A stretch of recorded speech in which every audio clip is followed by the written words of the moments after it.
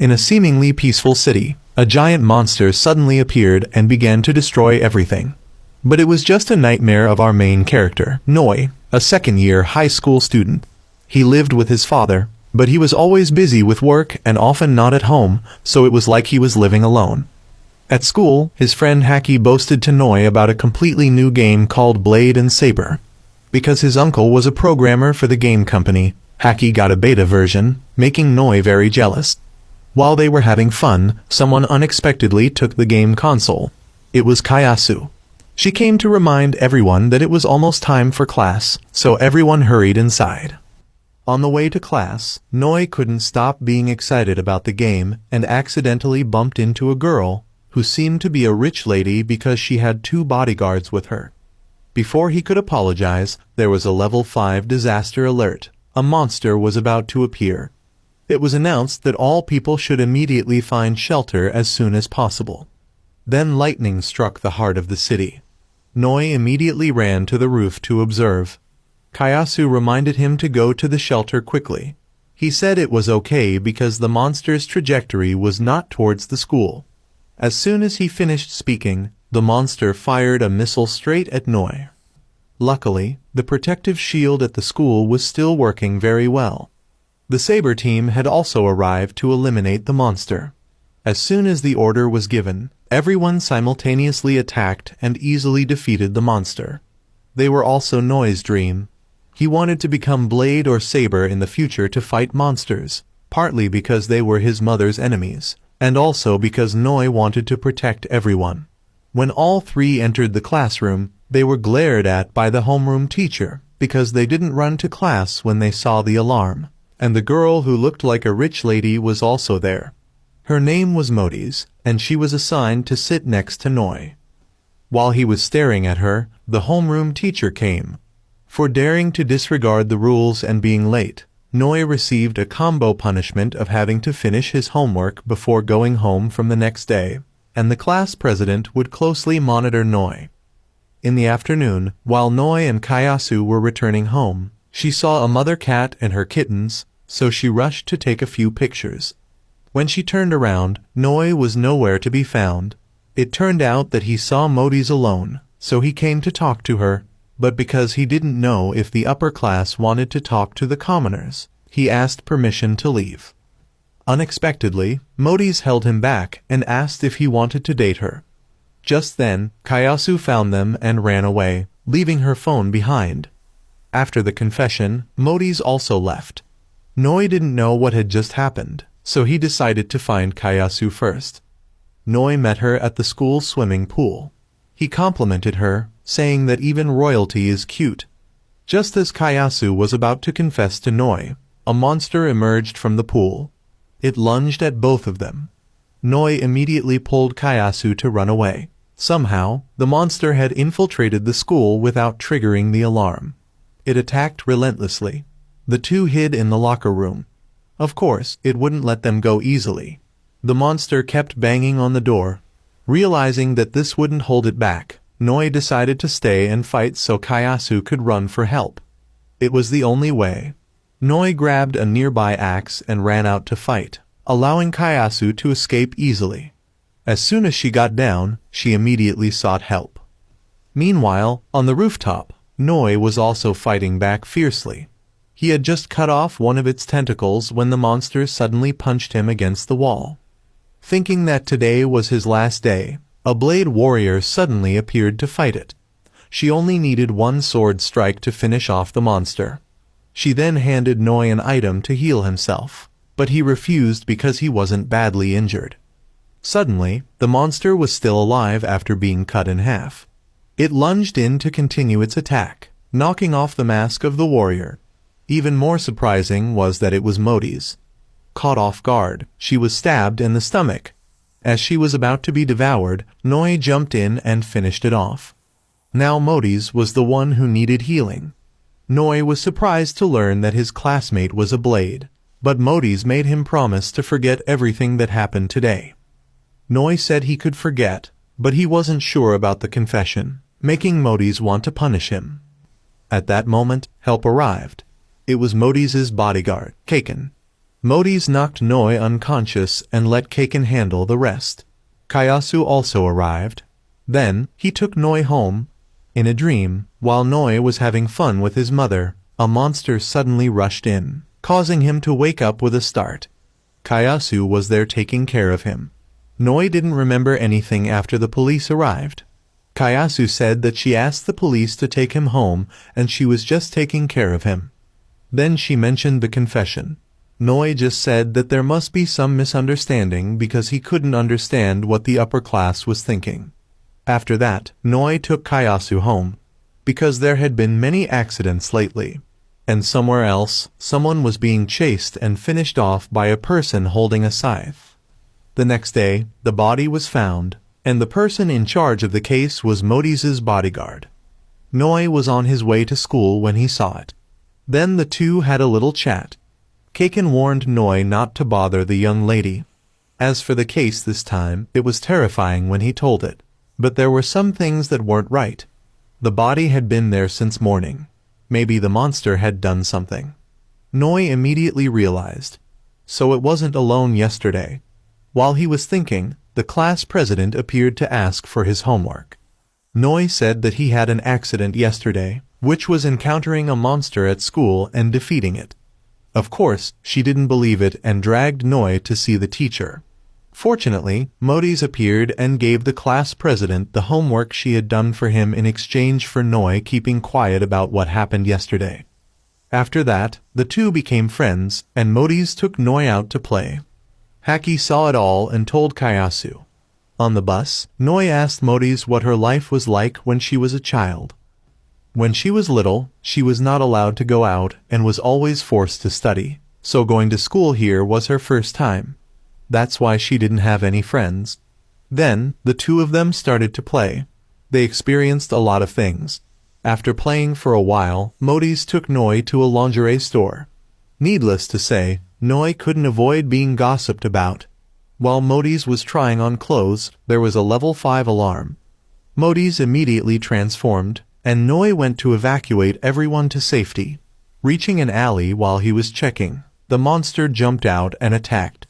Suddenly, it was cut into 8 pieces. One would think it was a blade warrior, but she told him that he would be her prey. At this time, she was shot by another warrior. Noi didn't understand what was going on, so he decided to run away with this blonde girl first. The other warrior also chased after them and warned Noi that it was a demon, not a human. The blonde girl also recovered and rushed to attack. Noi wondered why Blade and Saber were attacking each other. The blue-haired girl said that she had killed her teammate, so she had to make her pay. The blonde girl also changed her hunting target. Noi vaguely realized that the Blade's power was behind the recent cases. Then the two clashed. Knowing that her opponent couldn't attack at close range, the Blade continuously pressed the Saber. The Blade launched a finishing blow, but the Saber used her eye to fire back an attack. The two attacks collided, creating an explosion, and the result leaned towards the Blade, in my opinion, but the Saber had time to fire a shot into the Blade's stomach, so now the upper hand belonged to the Saber. As she was about to finish her off, Noi stopped her. He said that Blade and Saber should work together to fight monsters, protect people and the world. Why kill each other? She was angry, saying that an NPC didn't know anything, surprising him. At this time, the Blade also said, "That's a non-player character, not a player, an automatically programmed character." Taking advantage of Saber's distraction, she escaped and restrained Noi. As she was about to kill him, she also revealed a secret to him. Everything here was just a virtual world. It was an online game. Although Noi found it hard to believe, she showed him his accident again, and after being destroyed by the monster. But in the blink of an eye, the city was quickly restored. So Noi thought it was normal because his brain was programmed that way. Everyday life, as well as the memories of NPCs, were pre-programmed.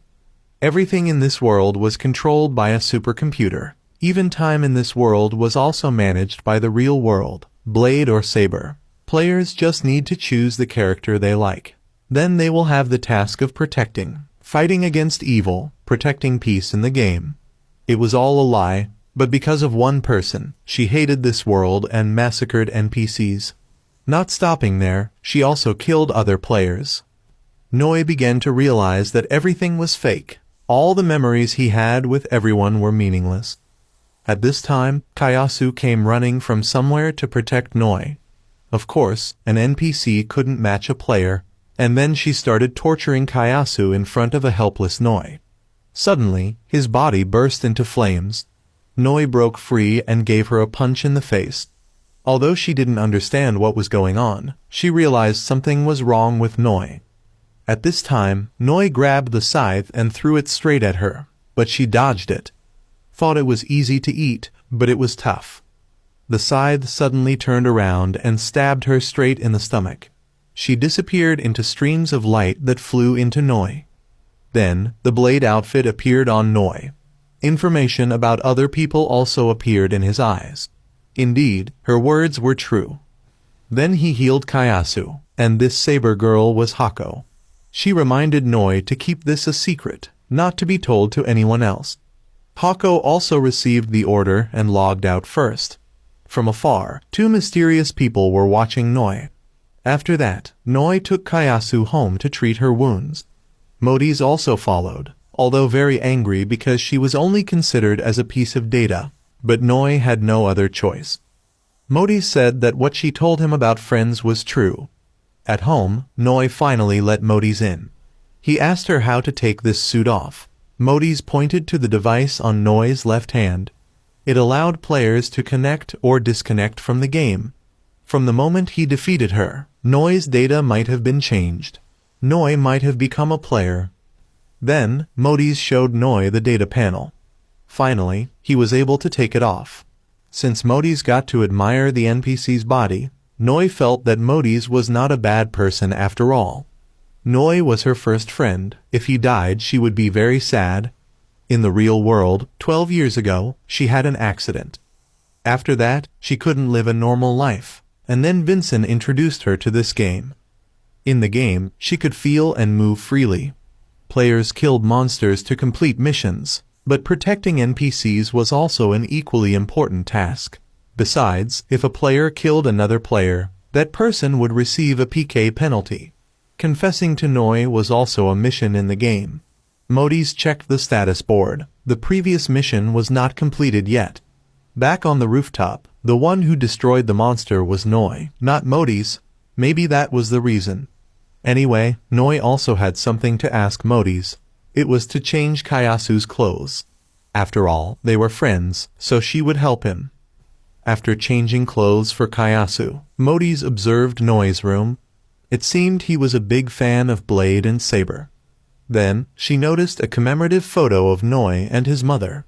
Suddenly, a series of Noi's memories rushed through her mind.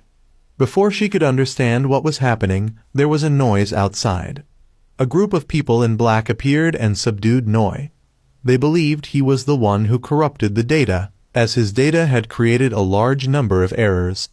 His existence was a threat to Gaia.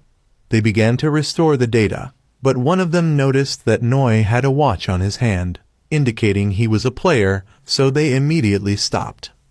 They apologized and introduced themselves as Nightwolf, responsible for monitoring the system and eliminating any errors they detected.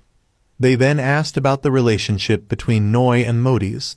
Before they could answer, Vincent called from outside, telling the young lady to log out because the master was about to return. If he saw this scene, it would be very dangerous. With no other option, she had to leave. After that, Nightwolf checked Noi's information, and suddenly, an attack occurred. A group of mysterious people appeared and kidnapped Noi. When Noi woke up, he met a monk. A masked girl also appeared and introduced themselves as crows. The monk was a Zen master, and this place was his independent domain, unknown to anyone else. It could be seen but was invisible in form. There was no need to panic, as the master was an ally of Noi. Back at Noi's house, the remaining member of the crows was dealing with the Night Wolf group.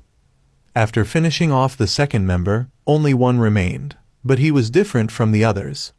No matter what the crow did, it was useless, and then he finished him off.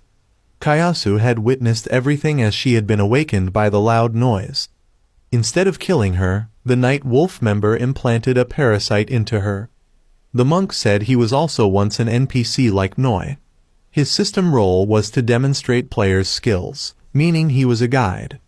Noi asked if this world was illusory, like a game, what was the meaning of everyone's existence? Even if this world was illusory, and they had life, the fact was they were here, meaning this was their reality. Their existence was assured, even if they were just NPCs. They still had thoughts and freedom, even if they were just programs, but life had meaning. In reality, many NPCs were created with that purpose. Their existence was necessary in this world. This meant Noi was the key to changing everything. With the final hope skier, the master wanted Noi as an ally for the benefit of the world. Everything had happened so suddenly, so Noi still needed time to think. The monk then gave Noi a gear, and after receiving it, he felt energy surging through his body. The monk then sent him back, telling him to return when he had made his decision, and reminded him to be cautious of Night Wolf. Meanwhile, Modis had a dinner with her uncle. She also mentioned her memories. Although she had recalled a little, she still wanted to know more about the boy and his mother, and it might be related to his father. Then Modis mentioned the name Gurito, which made her uncle angry and leave early. Returning to Noi's house, everything had been repaired. Kayasu also woke up and started crying. Noi said it was just a dream, but regardless, Noi still had to protect Kayasu and his loved ones. The Night Wolf group was closely monitoring Noi. Outside, Vincent told Modis that Mr. Garrido was one of the developers of Gaia and had disappeared unexpectedly, like a fatal blow. After his disappearance, that was all he knew. Modis could only remember one thing from 12 years ago. When she thought about it, she felt sad and lonely. She then asked Vincent to help her because she wanted to know what had happened at that time. This game still had many mysteries. Modis wanted to understand it better. Noi was the key to the answers from 12 years ago and to the whole game world. A regular school day resumed, but this time Noi felt very familiar because he had become aware of the real and the virtual. On the way to school, Haki bragged to him about his in-game achievements that he stayed up all night to earn, but Noi didn't care. Then the two met Modis, so Haki went ahead to let them talk. Modis asked Noi what happened after she logged out, but even Noi wasn't sure what had happened. At that moment, an emergency alert sounded. They both rushed to the place where a monster had appeared. Their levels were not high enough to defeat it. It immediately attacked them. Kaken arrived in time and took out an axe to strike the monster, but it was a fire-type monster, which countered Kaken. It burned him, but fortunately, Vincent arrived in time. Kayasu also went looking for Noi when she didn't see him at school. The monster charged towards the school, intending to break through the barrier. Modis transformed and joined the fight. Watching the three of them fight, Noi couldn't stand still. He transformed to assist. The monster began to charge its attack.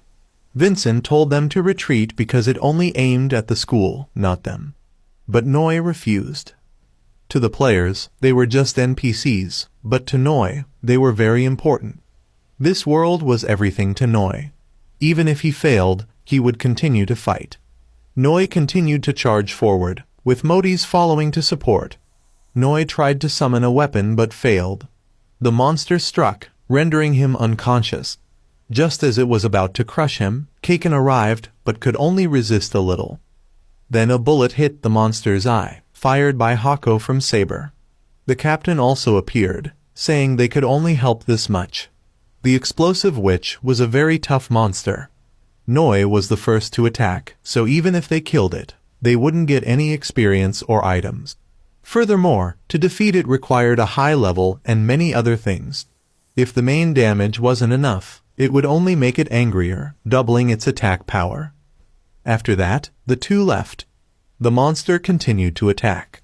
When Noi was in danger, Kayasu unleashed her power. Night Wolf, who was watching, also sensed it.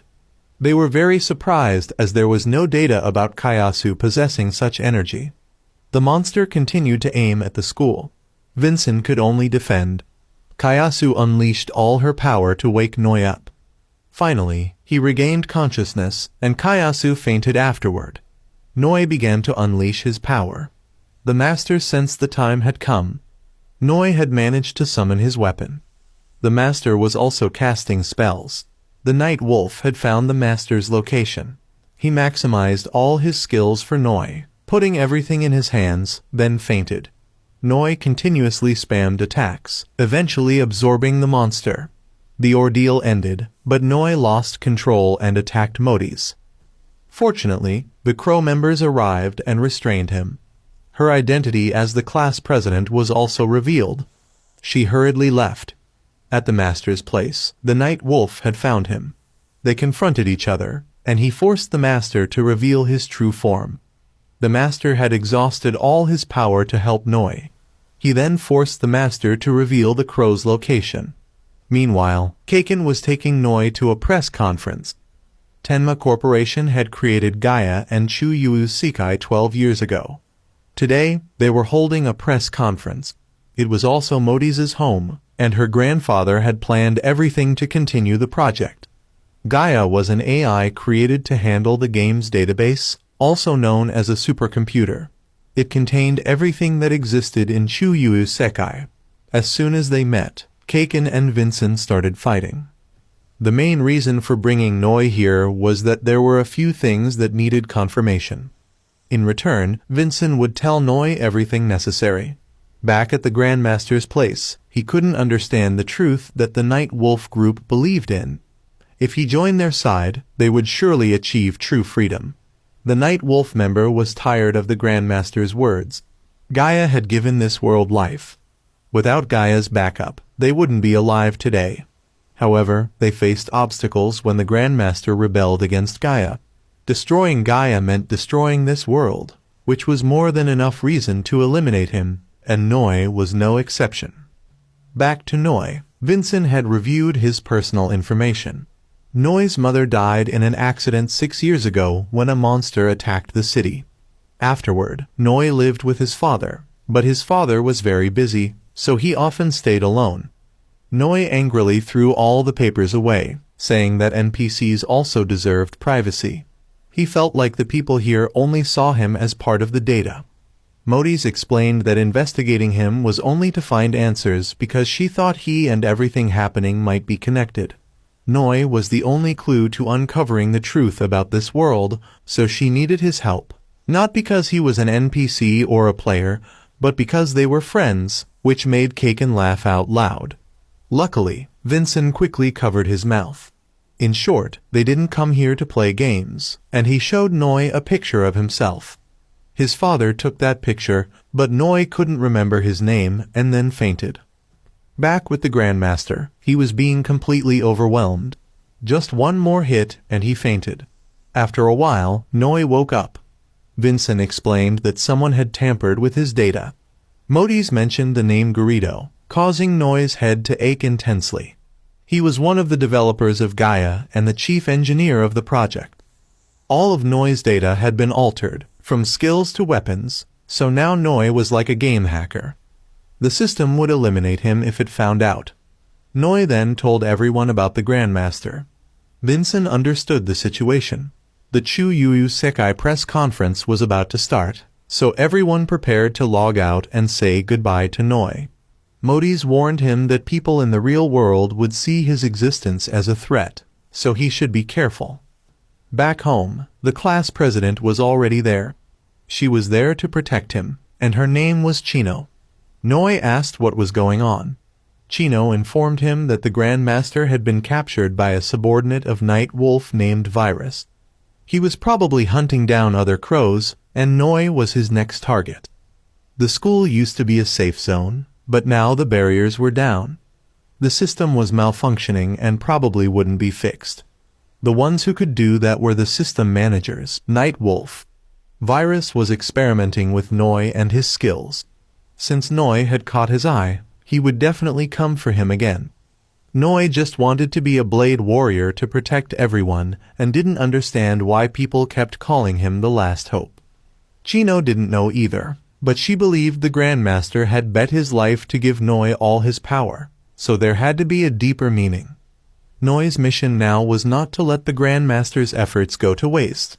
Noi knew what he had to do. He needed to believe in himself more to protect those he loved. The next morning, Noi rushed to school, though he was late, but Kayasu was still waiting for him. As soon as she saw Noi, she jumped into his arms.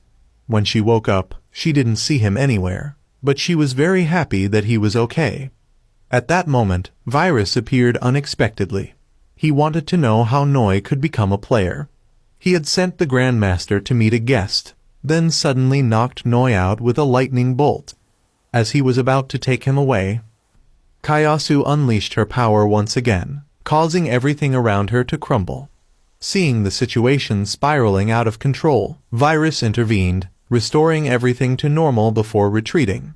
Kayasu then escorted Noi back to class. Upon entering, they were greeted by a surprise party, as everyone thanked Noi for saving them. Immediately, Kayasu was left out. Noi noticed Haki still sitting in his usual spot. Everyone was giving gifts to Noi. Some even included love letters. After the party, Noi went back to his desk to check his box, but there were no letters. He turned to ask Haki, but he didn't respond, probably due to Noi ignoring him yesterday. Noi quickly apologized. Both of them were then given 2 chalk pieces by the teacher as punishment. As for the love letters, Kayasu had collected them all and burned them. She also insisted that Noi belonged to her. Back at their usual spot, both friends were sulking. Haki wasn't upset about Noi ignoring him, but rather that Noi had been hiding his true identity from him. In front of a warrior, Haki felt like a mere gamer who stayed up late watching anime. Now, their relationship was no longer what it used to be. They were truly living in different worlds. Noi told Haki that the truth could be hurtful. If Haki still considered him a friend, Noi would tell him everything. Hearing this, Haki immediately bombarded him with questions. Noi then took Haki to see Vincent, but it seemed like their press conference wasn't over yet. As they stepped out, a dog rushed towards Noi and started licking him. The dog's owner, a beautiful blonde woman, apologized and invited him to her newly opened cafe. They were offering special services for those who came in at that time. Haki, upon hearing this, immediately jumped ahead of Noi. It was the only way to kill time while waiting for Vincent. Noi then revealed everything to Haki. Instead of reacting dramatically, Haki remained calm. He realized that no matter where he was still himself. Even if he was just an NPC in a virtual world, created by someone, it didn't matter who created them. Whether it was Noi or Haki, everyone here was just digital data, but they were still living their lives. The coffee was brought to them. As they were drinking, the blonde woman kept staring at Noi. He remembered Modi's words that he was being seen as a threat, so he had to be careful with everything he did. He calmly observed his surroundings. Haki, on the other hand, was sure the blonde woman liked Noi. If he was a gamer, he would have received a notification, but since he was a character in the game world, he wouldn't. Notifications would not appear for characters from the real world, like Modi's. Haki was like a game character, so it was impossible to say whether someone existed or not. If he disappeared, Haki wouldn't even notice. The cafe owner then came over to ask how the coffee was. He was very happy that they both enjoyed it. He then offered them a job at the cafe so they could get free coffee. He had just moved here, so he wasn't aware that the cafe would be so busy. Noi wasn't sure what their intentions were, so he agreed for now. At that moment, Kayasu found Noi. As soon as she saw her, the blonde woman jumped on her, because she found her too cute. Seeing this, Haki also wanted to join in. It took a while for them to pull the woman away. The urgent announcement sounded again. The monster appeared right in front of the coffee shop, level 13. It had no eyes, but its ears were very sharp. It could hear the two talking and knew they were players. Then the two transformed, actually 3 if you count the dog. The 3 separated to act. The monster started shooting randomly. The owner threw a stun grenade to disrupt its hearing. This blonde-haired girl is Ram. Ram and the dog charged into the attack. The monster saw that it couldn't win, and it slipped away. Not wanting it to escape, Noi left Kayasu with Haki then transformed. He took out a sword and charged directly at it. But it had already managed to slip into the earth. All four chased after it. Going underground there were many monster eggs. It had lured them into its nest. The eggs started hatching. Both quickly left, while Ram was still stuck below because she went ahead on her own. The little monsters started to rise up and attack the coffee shop. Luckily Noi arrived in time. The monsters saw that they couldn't eat this guy with a knife, so they moved on to another shop to attack. It was the Vincent conglomerate. Now Noi had to make a choice, leave, or stay to protect his friends. On the other side the monsters had broken through the door and charged in. Haki, seeing the situation was not good, he pulled Kayasu to the second floor so Noi could rest assured to go save the girl. Though very scared but shouldn't hinder Noi. Now the coffee shop owner finally introduced himself as Hakuranda. Then Haku threw a bomb at Noi's feet to propel him forward to Vincent's secretary. Luckily he arrived just before the monster asked for a little meat on her secretary. Haki and Kayasu both went upstairs and held their ground on the second floor. The monster rose up to attack Haku. Noi was also injured after the shock. The monsters had crawled up to the second floor. Ram came to help. The monster was searching for people by sound. Just be quiet and you'll be safe. But how would there be an anime to watch if that happened? The secretary didn't pass out. She woke up and screamed loudly, making Noi's situation difficult. At this time Kayasu knew what she had to do. She pushed Ram out, then used the stun grenade she had gotten and threw it at the monster, causing it to lose its position near Noi. Immediately it shot straight at Kayasu and Haki, causing both to die. At this time reinforcements arrived. Noi was angry. He burst out with his strength. Noi created a huge flame that burned the monster and its offspring alive. He was still very regretful for not being able to save his friends. But Kayasu and Haki were safe because Chino had saved them in time. Haku realized that Noi was not just a simple delivery boy. Noi was very happy that everyone was fine. Haki asked the secretary first, then asked his friend. While over at Modi's, the press conference was underway. Because the game was still in beta, the number of players exceeded expectations in just 1 week. At this time someone asked about the stability of the game. They heard that there were incidents that occurred during development 12 years ago. She got straight to the point. Did it really happen? Inside the game, Brother Haku was very frustrated because he had to rebuild the coffee shop. But when he thought of the rich flavor and brought wonderful experiences to customers, he didn't mind rebuilding it, because owning a coffee shop was his long-held dream. While in real life Ram said Haku was allergic to coffee, because he couldn't absorb caffeine. It sounded very ironic. To have a coffee shop in real life for Haku was just a dream. But when in the game he could achieve that dream, Noi realized that people need this world too. Anyway, Haku still wanted to invite Noi to work at his place, but Noi declined, because his version of this world was not a waiter or a student. Then the three left. Noi knew they all had good intentions, but he needed to keep his distance. Haku had been observing from the start. Ram, it goes without saying, she jumps at anything cute. Haku asked Haku about Noi. He just said he was special and needed to be observed more. But don't interfere too much, otherwise the system would find out and Noi would be erased. While the three were talking, Haku's shop was as black as his coffee beans. Back to the press conference, Modi's father thought it was ridiculous to let players enjoy this game. They had developed it for a long time. She continued to ask, wasn't it because of the incident that the company took so long to develop?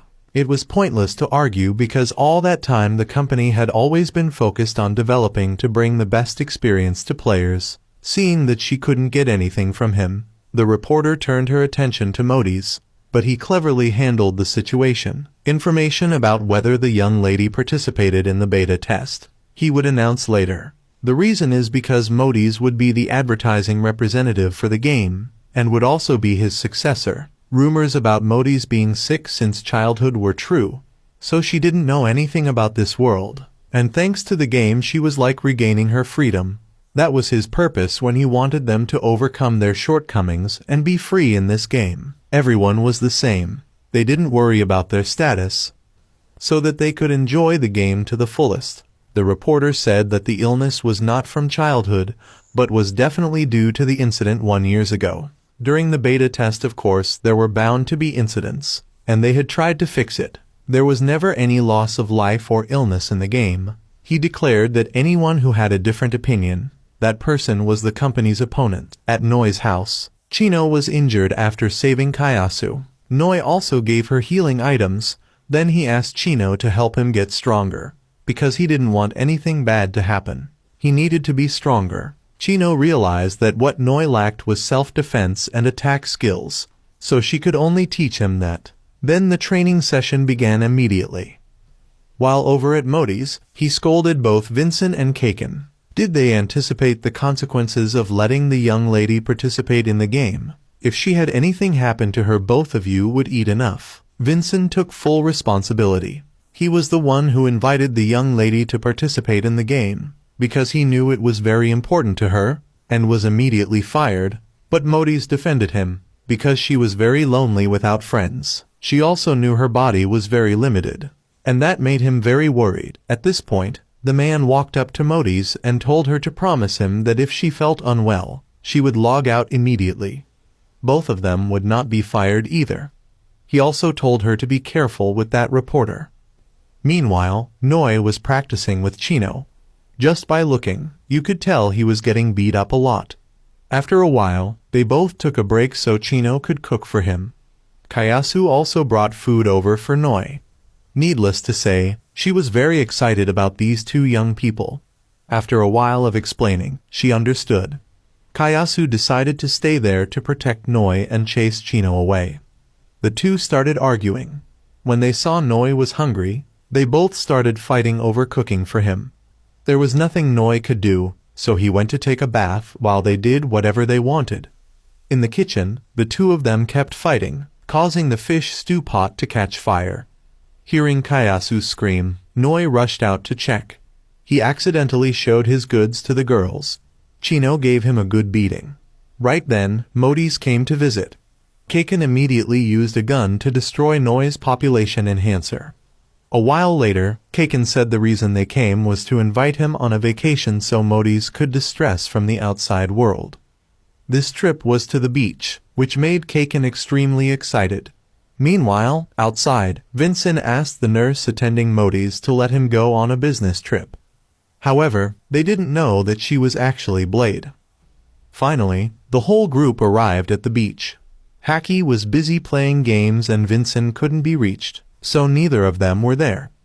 This was also the first time Modi's had seen the ocean in 10 years. Everyone started unpacking their things. Unexpectedly, they found Haki hiding in the trunk of the car because he didn't want to be left behind. From afar, Haku was also watching the group. Instead of looking at them, he was looking at the girls. Of course he got beaten up by Ram. Hako was also there. After changing, everyone headed out to the beach. The girls had also changed, but the two men only had eyes for Modi's, making Kayasu and Chino glare. Everyone was having fun together, except for Modi's, who was just sitting and watching. Noi asked why she wasn't joining in. Modi's said that if she got too close to the characters in the game, it would affect their personalities. She was content with just being friends with Noi. Noi thought that regardless of who they were, everyone could integrate with others, even if they were from another world. If she made more friends, she could imagine a new world. She could be proud of her own world. If she expanded the concept of the world, she would have many more choices for the future, endless possibilities. It happened in Chou Sekai. It showed Modi's a new possibility of the world. Seeing this, Modi's joined everyone else. While they were playing, Noi saw a white-haired girl he knew, but only he could see her. While they were playing on the water scooter, memories of that girl flickered in his mind. On the beach, Chino got a call from a crow. When she answered, there was no one there. It turned out that Virus had found his hiding place and killed everyone. He also found out Chino's identity. Suddenly, a disaster warning appeared on the beach. A monster had appeared and was heading towards the ship. Noi and Modi's transformed and chased after it. The two of them managed to get onto the ship and prepared to fight the monster. It started firing missiles at them. they managed to block all of them. Kaiken was rushing there and Kayasu followed. Noi used his rope to tie up the monster, but it didn't work. It continued to fire missiles. Kaiken and Kayasu arrived to help. On the beach, Hako transformed to help from afar. Noi and Kaiken charged at the monster, but its skin was too thick. Noi gathered his strength and spammed fireballs at the monster, causing it to scream in pain and dive into the water. However, it wasn't over yet. From under the water, a whole bunch of missiles were launched. Even though they tried their best to protect the ship, Noi and Modi's were knocked off the ship. Underwater, he managed to save Modi's, but he was also exhausted and sank. Kayasu immediately jumped in to save Noi. In his subconscious, Noi met the girl from before. She introduced herself as Gaia, the one who controlled Chou Sekai. She had tried to contact him many times, but she failed. Then Gaia showed Noi his mother in the real world. There wasn't much time left. Noi had to save her. Underwater, Kayasu once again used her powers to transform and defeat the monster. The two of them returned safely to the surface. In the real world, there was a scientist lying next to Noi's mother. The blonde-haired woman was also there. Her name was Mons. Noi's mother was Hira. We learned that they were a family. Inside the game, Noi told Vincent everything about his mother being in the real world. While the group was discussing, Modi suddenly screamed in pain and fainted. It turned out that Mons had implanted a chip in Modi's from outside and activated something. Outside, Modi's was rushed to the hospital. The chairman arrived after hearing the news. The doctor said her condition was very dangerous, because when he touched her helmet, it immediately caused her pain. She was experiencing the same feeling in the game world. Vincent checked and saw Modi's had logged out, so he logged out to check on her. Outside, the chairman was very distressed, fearing he would lose his granddaughter. Vincent arrived and informed him of Modi's condition in the game. The doctor then came out and said they found a strange device attached to the controller. It couldn't be removed immediately because the person who created it was very meticulous, and doing it incorrectly would be life-threatening. If they turned off the power and restarted the game, the data would be deleted and restored from scratch, meaning Modi's might be trapped in the game forever. There would be no way to bring her back. The chairman was determined to save his granddaughter and left to go somewhere. Inside the game, no matter what Noi said, Modi's still wouldn't wake up. Virus had captured and controlled the Grandmaster. He had no intention of restoring the Grandmaster's data. Instead, he was going to seize all his energy. He began to carry out his plan. With the last of his strength, the Grandmaster launched a palm strike at the monster, but it was completely useless. Virus had surpassed his limits and finished him off. After syncing data with the Grandmaster, Virus learned that the NPC's purpose was to gain freedom, and then he began searching for Noi. Outside, news of Modi's accident spread widely. The press were constantly prying. The chairman went to see a man named Garrido, who also knew about Modi's condition and was searching for a solution. However, the chairman was afraid that she would become like Hira. If this situation continued, he would be forced to reset Gaia. Naturally, Garrido objected, saying that Hira would never be able to return, and Chou Sekai was something very important that they had created with their own strength. He would protect Hira at all costs. Mons arrived, stating that if the chairman didn't escape Gaia, he wouldn't be able to save his granddaughter. She also admitted that she was behind the entire incident. Garrido was furious and slapped her, as his beloved daughter had just destroyed all his work over the past 12 years. However, Mons also spoke of her own hardships, explaining that because of this project, Garrido hadn't been home in 12 years. Inside the game, Gaia appeared again and pleaded with Noi to save Hira, as there wasn't much time. She then took Noi into Modi's memories. They met their family again, including themselves as children, and Gaia appeared once more. These were memories Noi couldn't remember. She reminded him not to look away from this tragedy and to return to save Hira. Before he could understand what was happening, he was shown more of Modi's memories. Gaia was also there, observing everyone having fun, making her feel very lonely. Hira saw her, but she ran away. When she looked back and saw Modi's happy, Gaia burst into tears. Her cries disrupted the system. Garrido immediately logged out to check. Everything was about to collapse. Hira embraced the little girl, calming her down. When young Noi ran to Hira, Gaia's powers surged. Garrido outside ordered everyone to log out immediately, but only his wife and Modi's managed to log out in time. Their father stayed to save Noi and his wife, but it was too late. The two of them suddenly woke up, and before they could rejoice, Virus arrived to deal with Noi. Outside, after the disaster, Gaia miraculously continued to function.